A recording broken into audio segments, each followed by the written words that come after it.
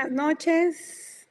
Estamos empezando la sesión mensual del mes de junio del capítulo Sinaloa de la Sociedad de Endocrinología.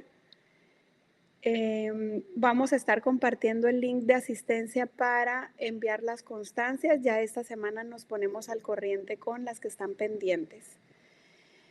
En esta ocasión va a tocar tema pediátrico. Nos toca. Quisiera hacer una pequeña reseña sobre la doctora Lisette Arguinzonis, la cual pues fue mi guía durante mi residencia, una inspiración y actualmente una amiga, ¿no?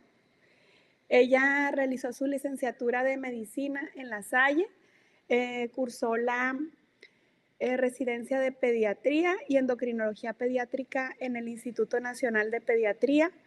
Realizó también un fellow en el Hospital Universitario Infantil Niño de Jesús en Madrid, España.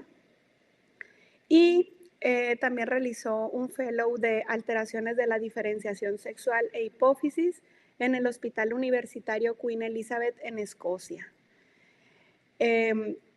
Ella actualmente está en su consultorio privado en el Hospital ABC y en el Ángeles, radica en la Ciudad de México.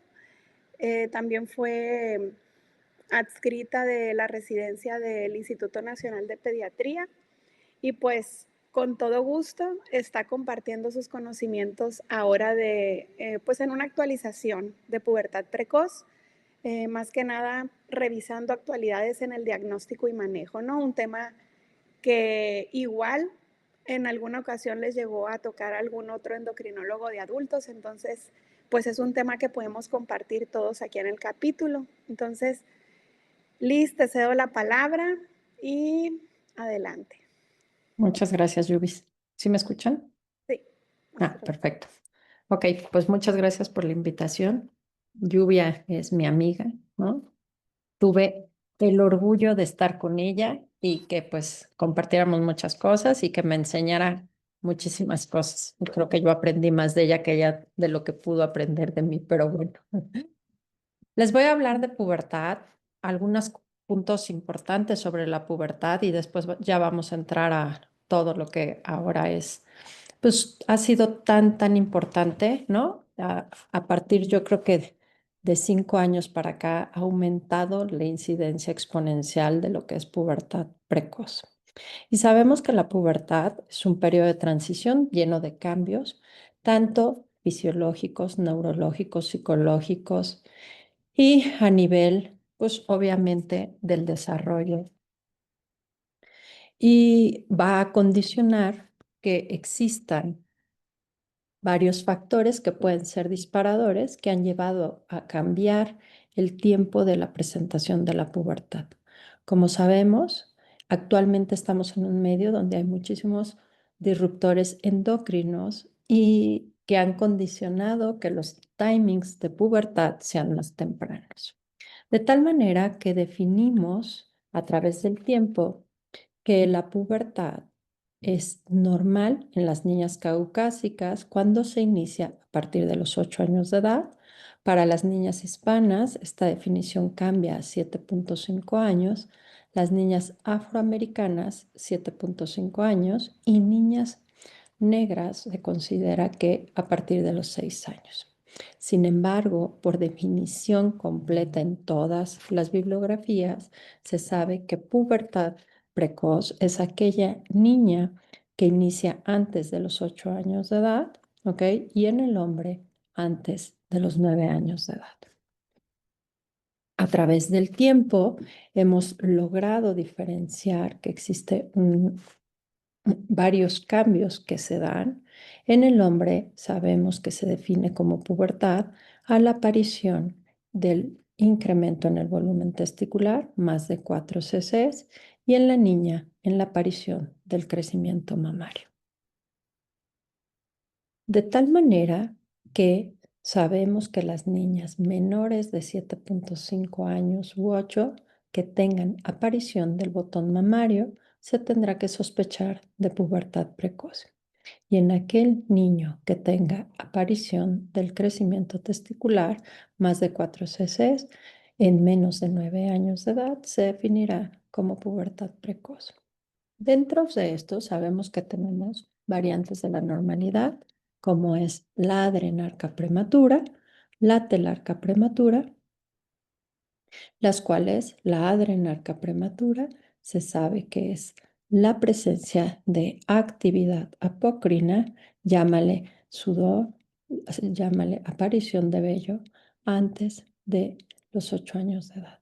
Y la telarca prematura se define así al crecimiento mamario sin la presencia de ningún otro cambio que se da en niñas menores de 8 años de edad, pero que el punto de presentación es entre los 4 y 6 años de edad.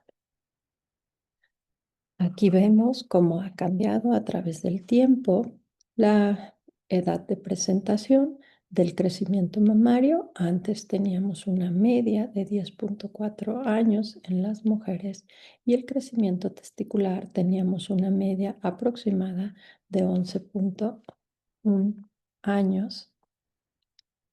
Sin embargo, debido a que existen varios factores que son disparadores de esta pubertad, como son los disruptores neuroendocrinos, que todo el mundo estamos sensibilizados con ellos, también sabemos que existen sustancias a nivel de la vida fetal que pueden condicionar a que hagamos una pubertad más temprana. También hay una correlación con el eje gastrointestinal donde se ha visto que la expresión de algunos factores como grelina, el cambio de la microbiota, pueden ser factores que disparen que tengamos esta pubertad más temprana. Otros factores que se han relacionado es los factores psicológicos, el estrés, los factores epigenéticos. De esos hablaremos en un momento más, que pueden condicionar que tengas factores de riesgo para hacer una pubertad precoz. Entonces, de acuerdo a la pubertad, se sabe que estos factores de riesgo pueden condicionar el que tengas una pubertad temprana. Puede haber efectos tardíos en la niña y en el niño. Se ha sugerido que aquellas niñas que tienen pubertad precoz tienen mayor riesgo de presentar algunas enfermedades en la edad adulta, tales son como obesidad, diabetes, tienen mayor riesgo cardiovascular, mayor riesgo de cáncer de mama y en el hombre mayor riesgo de cáncer testicular. Este es un estudio que se hizo una revisión sistemática en el 2020, donde se vio que entre más tardía es la presentación de la menarca, se asocia con un menor riesgo de diabetes tipo 2 o de alteración en el metabolismo de los hidratos de carbono. En un estudio que se hizo en Reino Unido, se indicó que la prevalencia de diabetes tipo 2 era muchísimo mayor en niñas con menarca temprana. Y en los niños con cambio de voz prematuro también se vio que era un factor de riesgo para tener diabetes tipo 2. Se han observado asociaciones similares en otros países, por ejemplo en Corea y México. Las niñas estadounidenses con menarca temprana también han mostrado que pueden tener niveles más altos con sus pares que no presenten una menarca temprana de glucosa en sangre. Los marcadores metabólicos relacionados, como es la insulina y el índice de resistencia a la insulina, también tienen una correlación negativa con la presentación de la menarca. A menor edad de esta, peores indicadores metabólicos nos podemos encontrar. Y este es un estudio grande que se hizo, es una revisión sistemática donde se analizaron aquellos pacientes que tenían diabetes tipo 2 y la presentación de la menarca.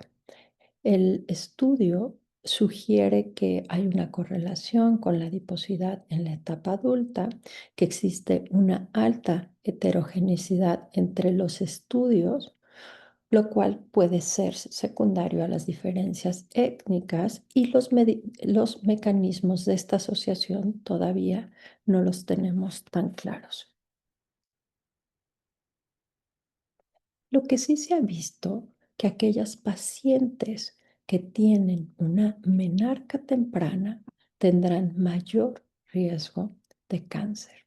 Se analizaron 3.295 mujeres diagnosticadas con cáncer de mama y se vio que el riesgo es del 30% en aquellas pacientes que tienen telarca antes de los 10 años de edad, al igual de aquellas pacientes que presentan menarca prematura. El tiempo de inicio puberal no tiene un riesgo con significancia estadística.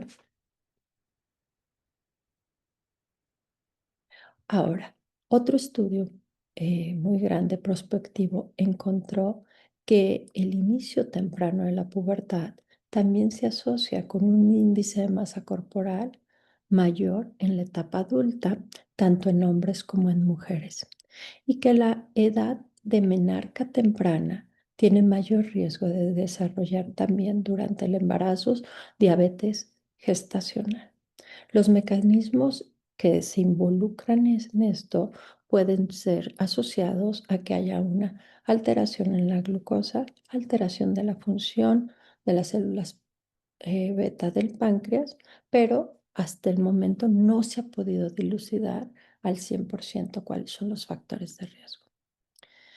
Eh, También se han hecho estudios en las pacientes donde se ve que las pacientes que tienen pubertad precoz o menarca temprana tienen mayor riesgo de presentar accidente cerebrovascular, tienen 1.27 veces mayor riesgo de tener enfermedad coronaria y la presentación con angina de pecho tiene una asociación de manera negativa.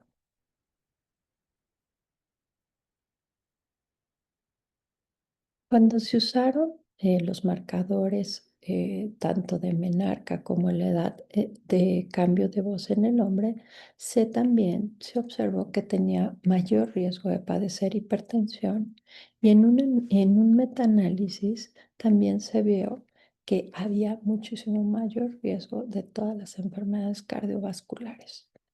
Esto se tiene que ajustar, pero son los factores de riesgo que se han asociado.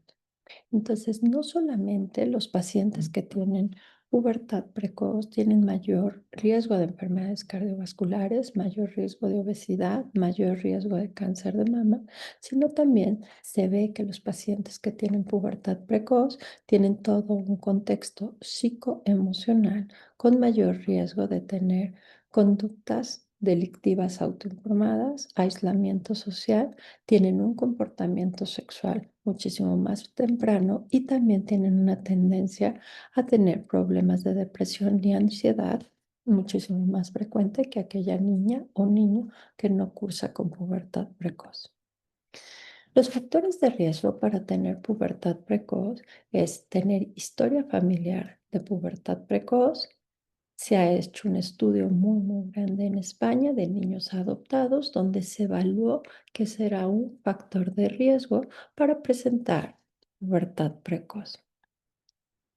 ¿Y cuáles son los factores genéticos asociados? Sabemos que si existe una vía de señalización completamente relacionada con quispeptina, recordando un poquito acerca de la quispeptina, el gen de Kis y su receptor de Kis son claves para iniciar la pubertad, ya que van a activar la liberación de GnRH, que es la hormona pues, que rige durante la pubertad, y si hay una mutación de ganancia de función, estas señales se van a activar antes de tiempo, lo cual va a producir pubertad precoz.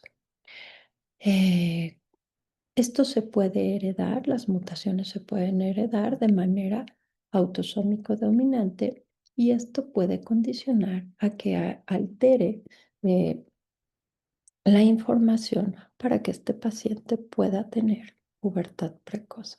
El receptor de X, también conocido como GPR54, se ubica en el cromosoma 19P y se sabe que el también presentar mutación de esto va a condicionar que los pacientes puedan tener pubertad precoz. En un estudio de 90 pacientes con pubertad precoz que se hizo en 2025 para ver la incidencia de mutaciones de KIS, se ve que no es frecuente que tengas mutación de KIS, es muchísimo más frecuente tener otras mutaciones que la presencia de mutación tanto en el receptor o en KIS para hacer pubertad precoz. Ahora, otro de los genes que ha sido involucrado en la pubertad es el MKRN3. El MKRN3 tiene que ver también con todo el sistema de KIT. Está en las neuronas que estimulan la liberación de GNRH y esta va a condicionar a su vez que aumente su producción y por lo tanto se active toda la señalización para dar la liberación de la hormona luteinizante. ¿Qué pasa con MKRN3 antes de la pubertad? Pues se va a mantener en niveles altos para bloquear la pubertad. Entonces, justo antes de que comience la pubertad, sabemos que los niveles de MKRN3 van a tender a caer de forma abrupta y esto hace que se libere la cascada hormonal. El MKRN3, como ustedes recuerden, está localizado en el cromosoma 15 y, como ya lo mencioné, disminuye su expresión antes de la pubertad. Es frecuente, las mutaciones de esta pueden causar pubertad precoz con asociación familiar y en muchos países se ha visto que constituye una de las causas genéticas más comunes de pubertad precoz central. Y de los casos en general, se ha descrito que corresponde del 9 al 10% de todos los casos y hasta del 33 al 46% de los casos familiares. El patrón de herencia de este es autosómico dominante con impronta materna y solo se expresa en los alelos paternos mutados. Aquí recordando cómo es la activación y cómo el descenso en el MKRN3 va a condicionar que haya un aumento en la secreción de GNRH y por lo tanto un incremento en la liberación de LH y FSH. Otro de los genes también que ha tenido mucha importancia actualmente en la relación de la pubertad es el DLK1. Es un gen improntado, expresado paternalmente y su importancia es que está relacionado con obesidad, con intolerancia a la glucosa y síndrome de ovario poliquístico. Se va a localizar en el cromosoma 14q32.2 y se desconoce al 100% cuál es su función en la regulación del inicio puberal. Sin embargo, tiene una función reguladora de la señalización que va correlacionado con el desarrollo de las neuronas del quispeptina. Codifica una proteína que es crucial para diversas células, incluyendo obviamente las neuronas de quispeptinas, que estas son las neuronas que van a iniciar toda la cascada hormonal de la pubertad. La ausencia o la mutación del DLK1 puede aumentar la señalización de Notch, promoviendo la formación prematura de neuronas de quispeptina y activando el eje hipotalámico hipofisiario gonadal.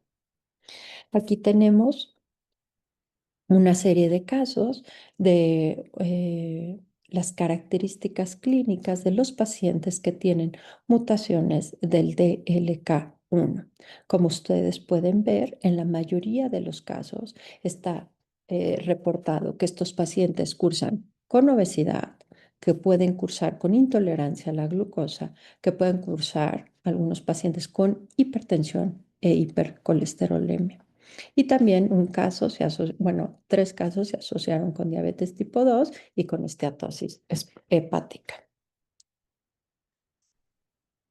Dentro de las características que presentan estos pacientes pueden tener falla en el crecimiento, relativa macrocefalia, pubertad precoz, hipotonía, manos pequeñas, hipercolesterolemia e hiperglucemia y diabetes.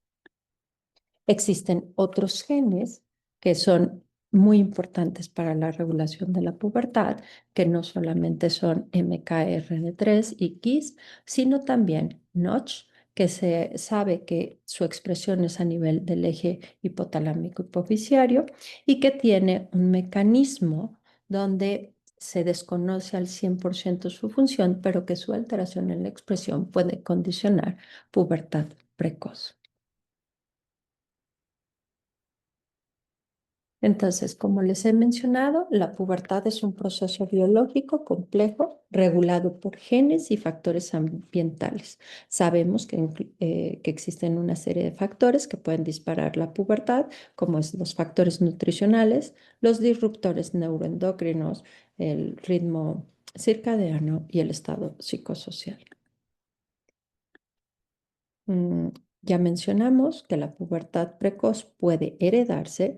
El 50 al 75% del inicio puberal está relacionado con la genética. Sin embargo, esta incidencia ha bajado conforme ha cambiado el tiempo. Anteriormente, la correlación entre la pubertad materna más o menos tenía una incidencia del 75 al 85% y ha bajado a ser solamente el 50%. La pubertad en las niñas entonces se define como la aparición del crecimiento mamario y ese es el primer dato y es el más importante.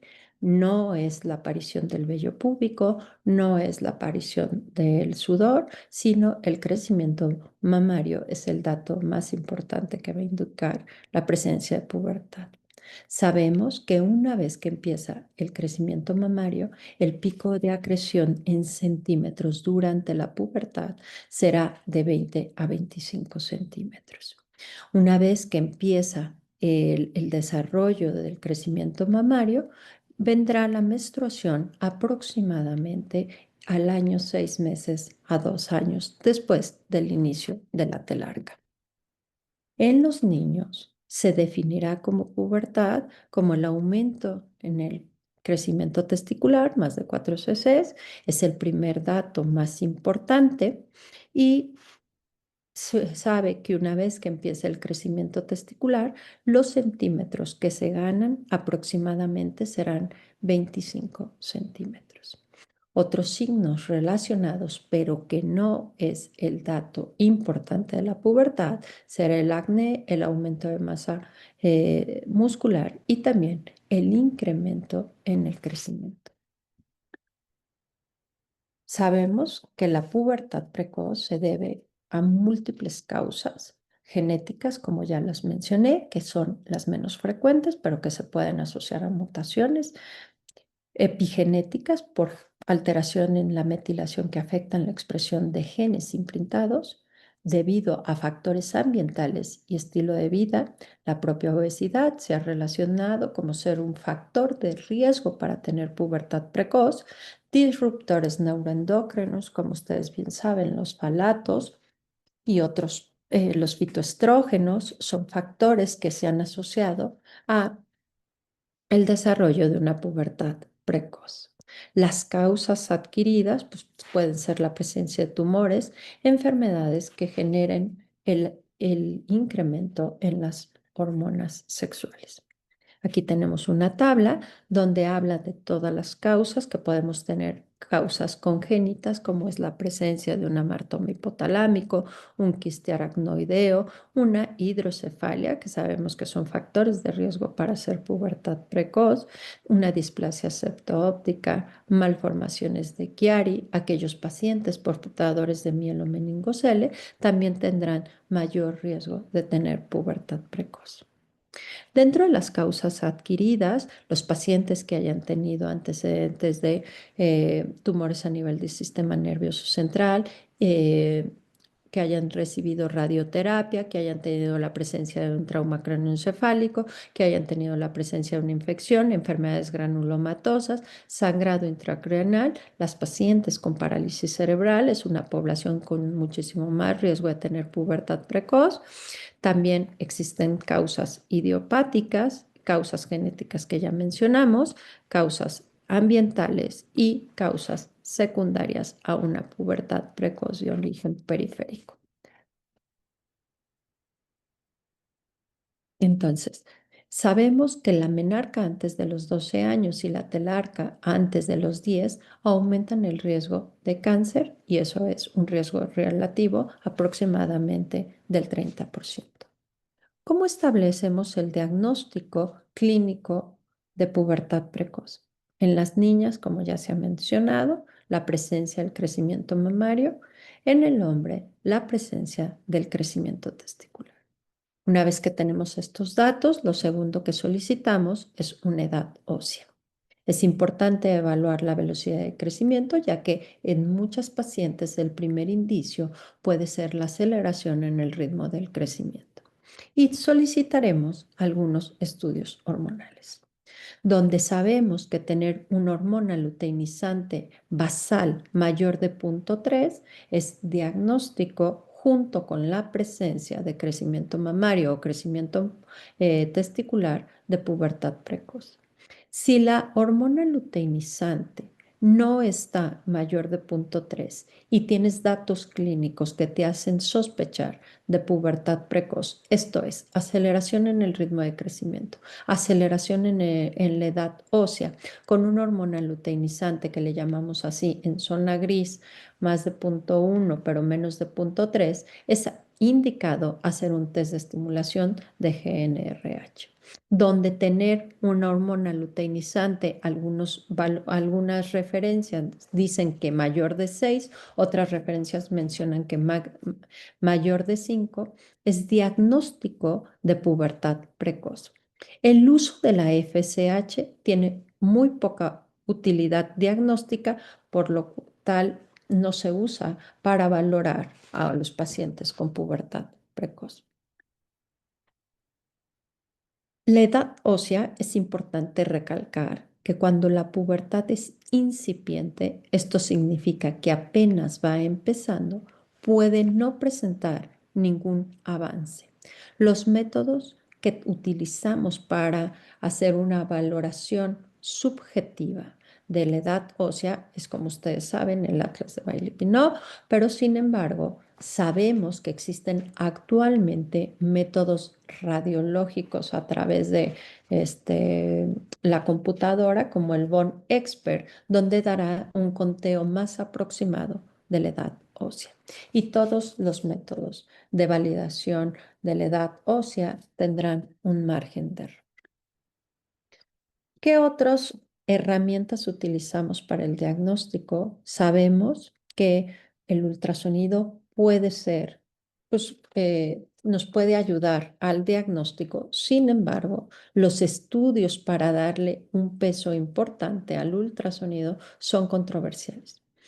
En esta revisión se analizaron 133 niñas donde se encontró que lo más importante era el aumento del volumen cervical, el aumento de la línea endometrial, donde se sabe que estos son los datos que pueden coadyuvar perdón, que pueden coadyuvar al diagnóstico de pubertad precoz. ¿Qué otros parámetros ultrasonográficos tenemos? Bueno, muchos han dicho que la presencia de una longitud uterina mayor de 3 a 3,5 centímetros es un dato clínico que nos puede orientar hacia pubertad precoz. La relación del tamaño del fondo, el volumen uterino, la relación fondo-cérvix, también algunos les han dado importancia para hablar de pubertad precoz. Sin embargo, solamente tanto la longitud como el incremento del diámetro transverso tienen una especificidad muchísimo mayor que el resto de los parámetros utilizados. A nivel del volumen ovárico, se sabe que tener un volumen ovárico mayor de 1,6 centímetros cuadrados también puede dar una orientación. Y el tener una circunferencia mayor de 4,5 centímetros también puede apoyar el diagnóstico de pubertad precoz. Ahora, ¿en qué casos se debe solicitar una resonancia magnética? Es controversial en aquellas edades que están en la zona gris, que así llamamos, aquellas niñas que tienen más de 7 años y algunos estudios dicen que más de 6 años no es necesario en la niña hacer una resonancia magnética. En el hombre siempre es necesario hacer una resonancia magnética. Los criterios es aquel niño menor de 9 años con la presencia de crecimiento en el volumen testicular, es importante hacer una resonancia magnética. En las niñas es indicado en aquella niña menor de 6 años y en esa zona gris habrá quien en algunos estudios haya documentado que sí es importante hacer resonancia magnética y otros estudios dicen que no es necesario, ya que la causa más común de pubertad precoz en la niña es pubertad precoz idiopática. Y como aquí les menciono, entonces en aquellos niños que se presente pubertad precoz, siempre es importante hacer resonancia magnética. Y en las niñas su indicación es controversial. Entonces, ¿qué es importante señalar? Bueno, que la hormona luteinizante que utilicemos es muy específica, ¿ok? Siempre y cuando se use un radioinmunoensayo con una sensibilidad y una especificidad importante, ¿ok? Eh, Cuando tenemos un valor que es dudoso, esto significa una LH entre 0,1 a 0,3 y que tengas la presencia de crecimiento mamario y avance de la edad ósea, es importante hacer un test de estimulación con GNRH. Hablando en cuanto al tratamiento. Sabemos que el tratamiento de elección para pubertad precoz son los análogos de GNRH, cuyos objetivos son tres. El primero es preservar la talla adulta. El segundo, que no haya progresión de la edad ósea. Y el tercero, obviamente, que no progrese el crecimiento mamario o el crecimiento testicular y en casos de las niñas que no venga la menarca.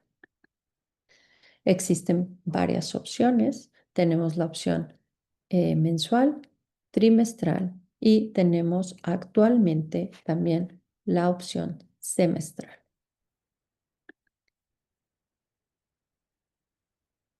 Sabemos que la eficacia del tratamiento va a disminuir la velocidad de crecimiento y la progresión puberal. La hormona luteinizante no siempre va a reflejar la eficacia del tratamiento y hasta el día de hoy no existe un consenso ideal sobre el monitoreo de cómo saber si una niña está con buena supresión o no de la pubertad. En este estudio del 2025 se hizo un estudio comparativo entre aquellas pacientes que tuvieran tratamiento con acetato de leuprolide o con pamelato de triptolerina cada 3 meses. Ambos suprimieron adecuadamente la hormona luteinizante y frenaron el avance de la edad ósea. No hubo diferencias significativas en cuanto a la talla final alcanzada. Y aquí, como pueden observar, este es el trabajo, no sé si se vea bien, donde compararon, ¿ok? Ambos análogos de GNRH, en los cuales no se observó que hubiera diferencia en ninguna de las dos marcas, por decirlo así, tanto en talla final como en la progresión de la pubertad. Con los dos se logró la supresión adecuada puberal. Ahora, las diferencias entre el uso de la aplicación mensual versus la trimestral se ve en este trabajo del 2024 que tiene mejor eficacia la aplicación trimestral, ¿ok? Logrando una supresión al 100%, manteniendo una hormona luteinizante menor de 4 tras el estímulo en los pacientes que se les ponía la aplicación trimestral, donde sabemos que nosotros hemos elegido que esa aplicación trimestral sea más o menos cada 81 a 84 días, que es cuando ya disminuyó el efecto. Y esto es en cuanto a el, cómo se debe de medir la supresión de acuerdo a la inyección. Aparentemente, se trata de que una vez que tú aplicas la inyección, puedes ver que de manera inicial va a haber un pico y después logras mantener durante 6 meses. Estos son los pacientes que se compararon entre la aplicación trimestral y la aplicación semestral, donde se vio que la supresión era idéntica tanto en pacientes que se aplicaban trimestralmente como semestralmente.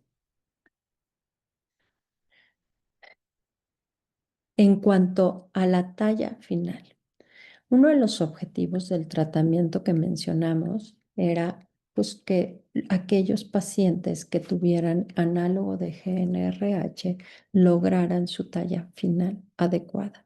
¿De qué depende esto? Uno, del inicio temprano del medicamento, ¿ok? Y aquellos pacientes que no inician de manera temprana la inhibición puberal tendrán mayor riesgo de tener talla baja al final de su crecimiento. Existen trabajos que son controversiales sobre el uso de análogo de GNRH y hormona del crecimiento.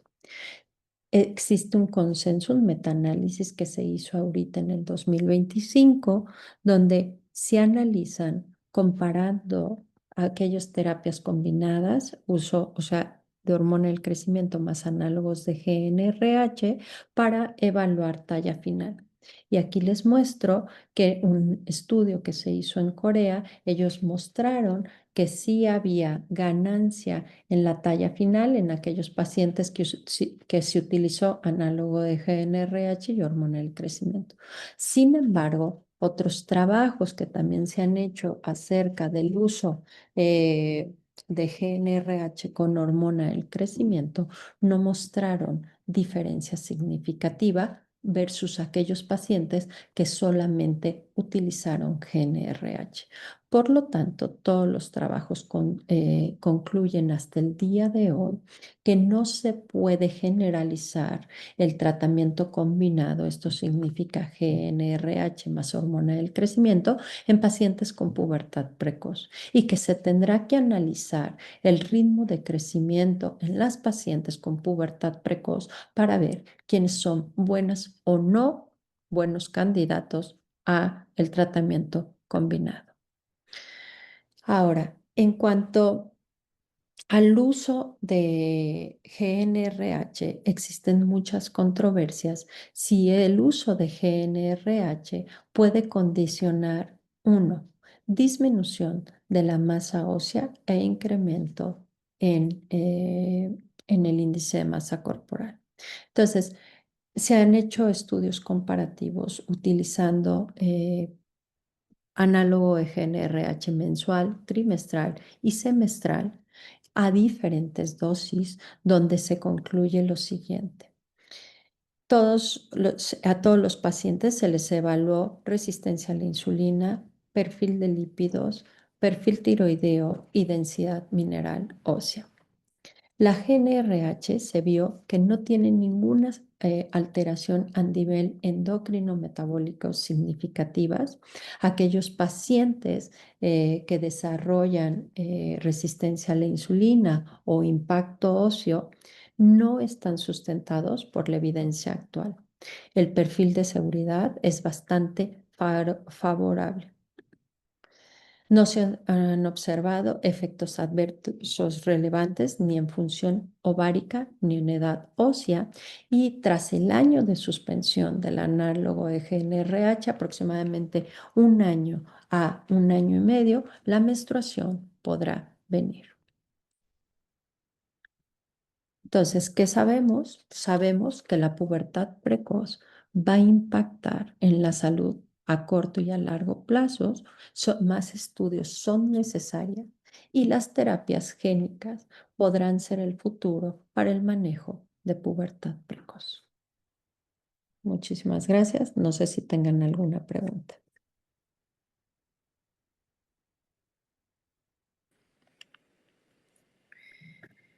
Buenas.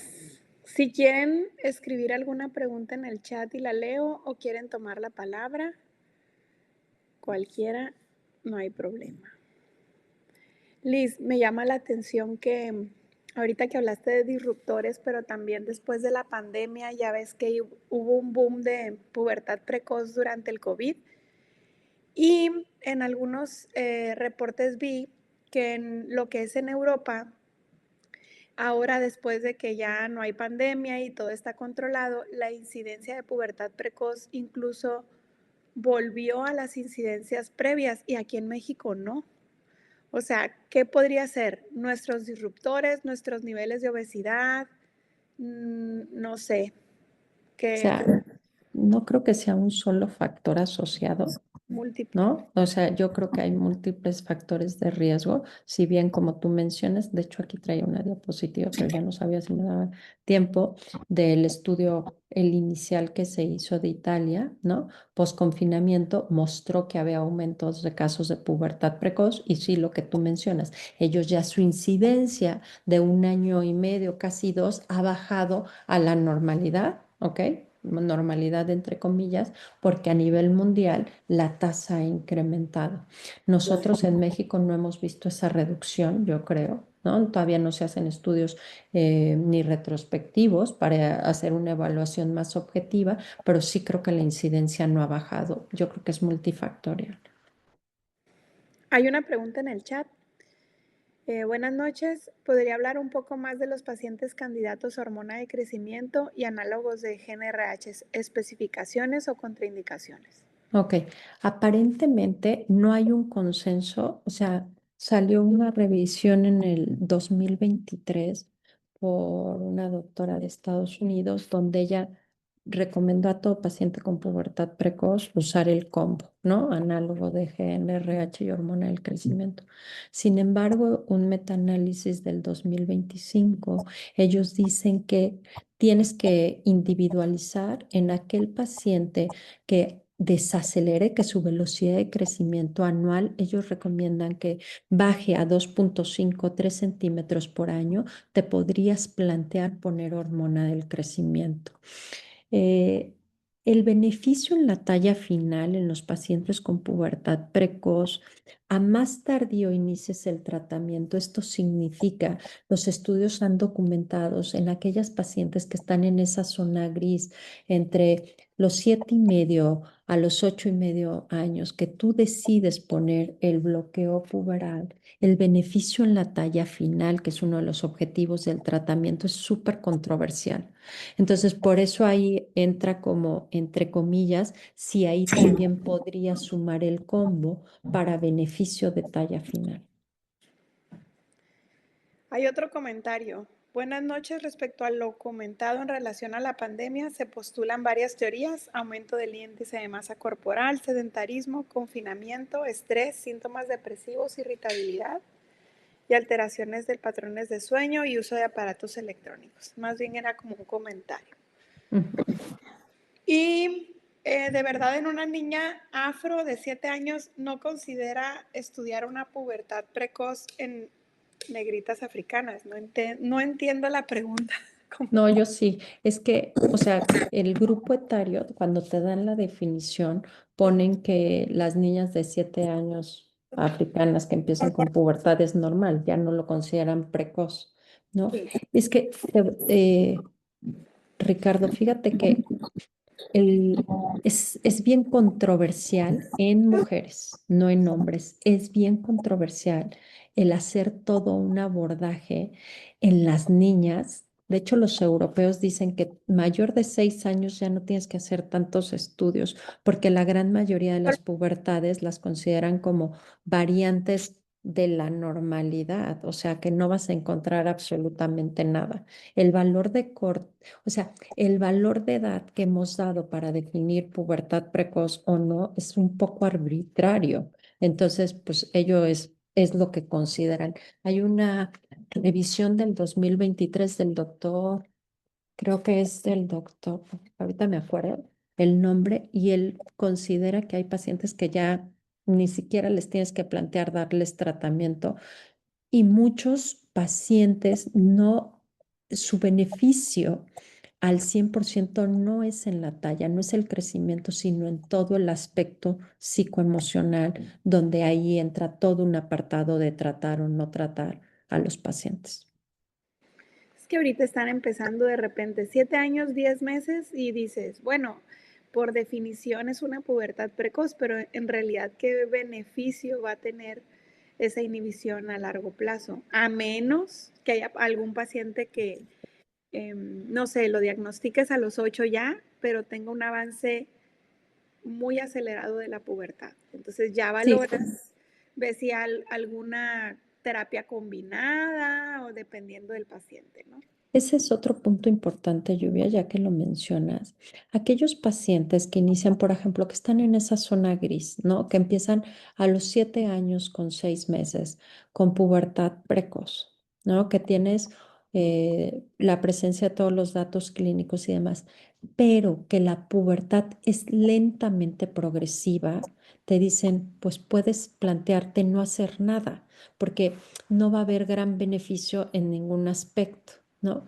Creo nosotros como país, la verdad, creo que tenemos un gran, ay, ¿cómo decirlo? Como una gran presión social sobre la menarca, ¿no? O Sí. sea, todo el mundo se angustia de que la menarca, pues puede ser muy temprana y los efectos psicológicos en la niña y todo esto. Yo creo que eso sí se tiene que analizar de manera individual.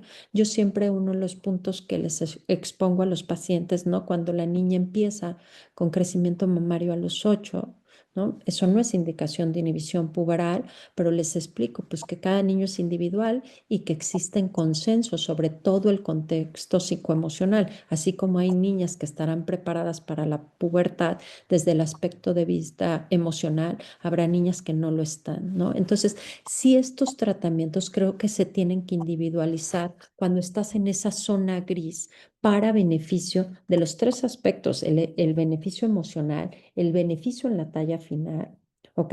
Y el beneficio en que no venga la menarca.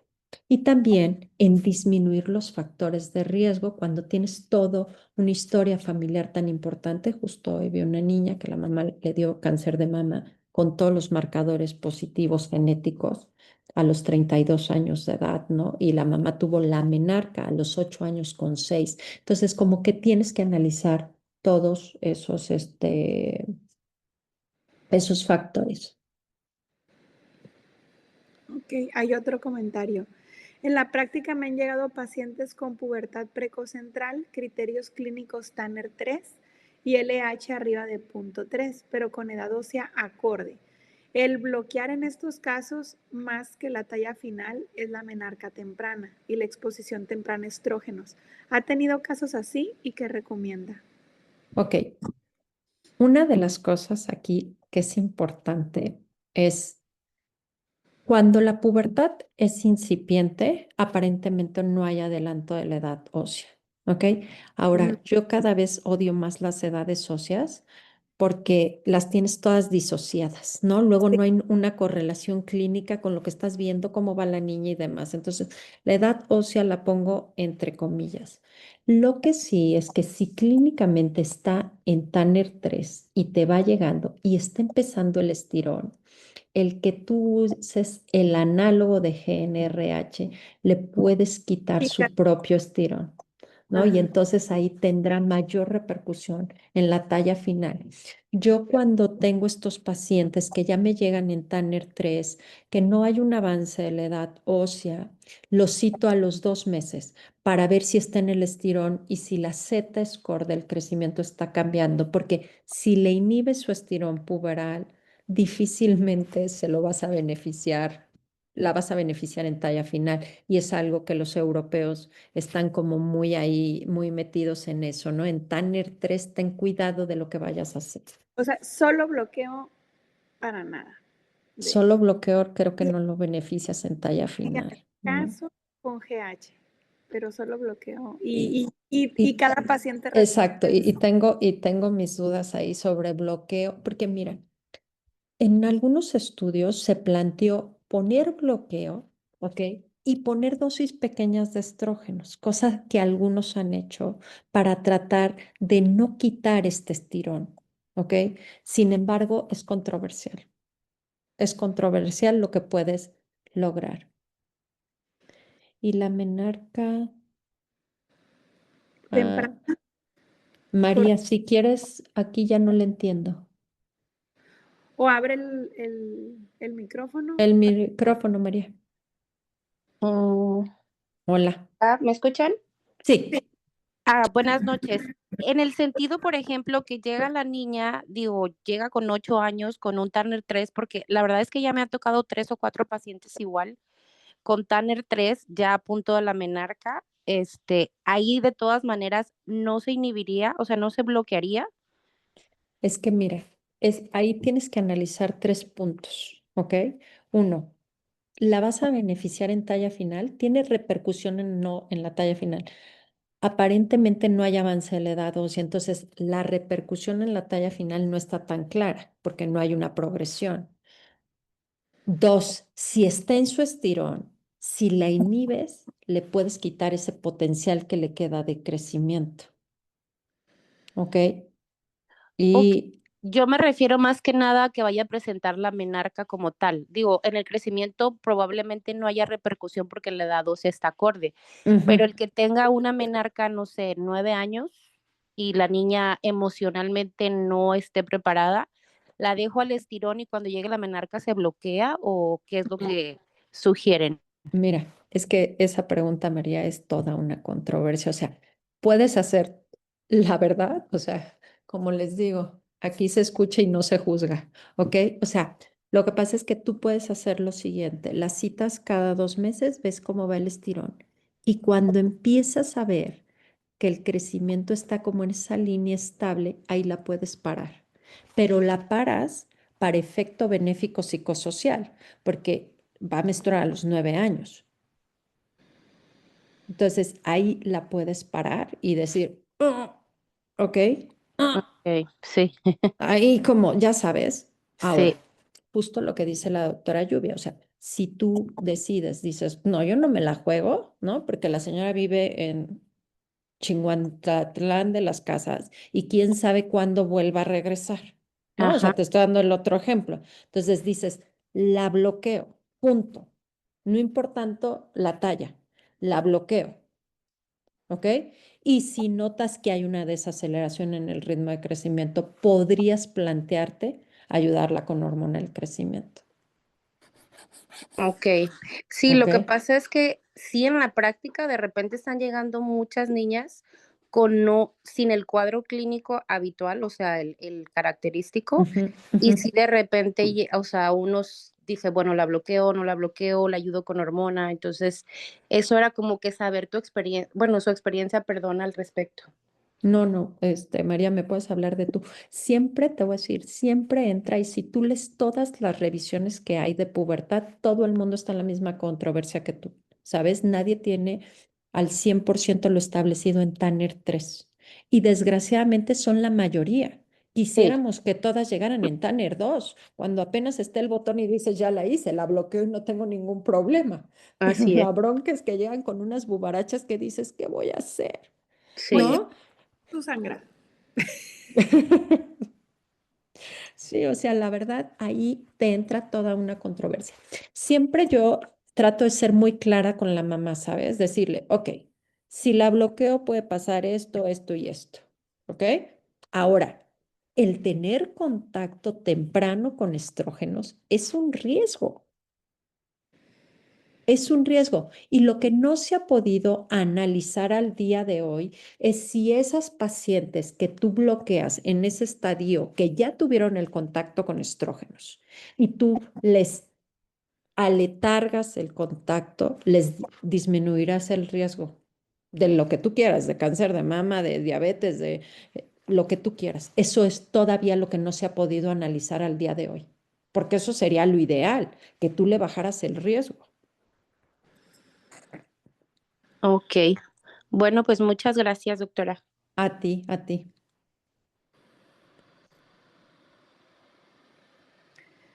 ¿Alguna otra pregunta? ¿Ejemplo? Doctora, muchas gracias por su plática. Saludos, doctor Román. Soy endocrinólogo de adultos, doctora Lisette. Hola, Román. Tenemos aquí, apoyamos en la institución a los pacientes de pediatría.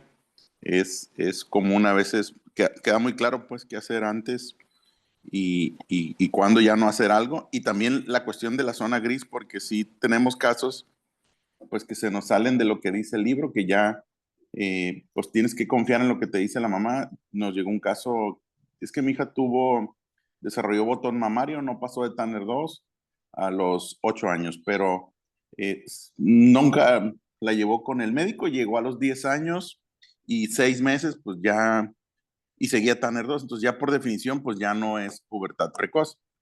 Pero como toda buena institución, dices que quiero que me la bloqueen porque no quiero que regle. Y queda claro, como menciona, lo que hay que hacer en la zona gris, ¿no? Y ahí, en ese caso, pues decidimos nosotros no tratar y vigilarla, pero sí la mamá como que no le pareció. Mira.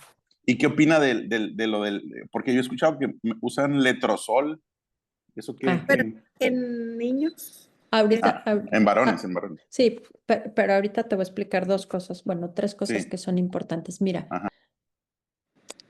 la verdad, te voy a decir, si te pones a analizar, ¿no? O sea, en las pacientes neurológicas, ¿ok? Te voy a hacer un punto ahí, en las pacientes que tienen parálisis cerebral y todo esto, que las bloqueamos, ¿ok? Por muchos efectos, o sea, por muchas, por decirlo así, por muchas asociaciones que hay en una paciente con parálisis cerebral y pubertad precoz, ¿ok? Y no pones edad. Tú dices, pues no, todavía no controles esfínteres, pues inhíbele, ¿ok? En aquella niña que es sana, que tiene 10 años de edad y que va en segundo o tercero de primaria y que está a punto de menstruar, dices, ¿cuál es su contexto psicoemocional? ¿No? ¿Está jugando con la bubu o se está pintando las pestañas en Sephora? Eso es uno de los puntos que tienes que analizar, porque los valores de corte son eso, son valores de cortes poblacionales, ¿no? Y lo que está descrito de acuerdo a la edad para darnos una orientación, pero yo creo que hay casos que tienes que individualizar, tenga la edad que tenga. ¿No? Hay muchas cosas asociadas con pubertad, hay síndromes asociados con pubertad precoz, donde tú tienes que inhibirlas por todo el contexto psicoemocional. Ajá. Ese es un punto importante. Luego, en cuanto al uso del letrozol, el letrozol está indicado en, como dice la doctora Lluvia, en pubertad precoz, de origen periférico, tanto en niñas como en niños. En niñas, en aquellas niñas que hayan tenido una pubertad precoz periférica, que tengan quistes de ovario, que sean síndrome de McCune-Albright, estos tiene indicación de inhibición. Sin embargo, hay algunos trabajos nuevos, también en niñas, ¿ok? De uso de letrozol para pubertad precoz donde todavía no tenemos respuesta. que apenas. Pero sí, sí es algo que se ha utilizado. Ok, muchas gracias.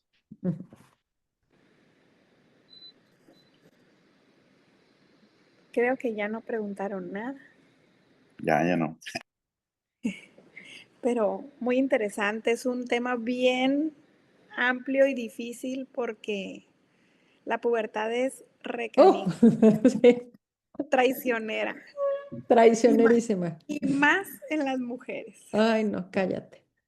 Entonces, muchísimas gracias, Liz, por Gracias, Lluvia. todo Gracias este a todos tema. por conectarse. Gracias por la hora. Gracias por todo. Gracias, doctora. Pasa buenas noches. A Descansen. ustedes. Regístrense los que no se han registrado porque solo tengo 22 y se conectaron como 38.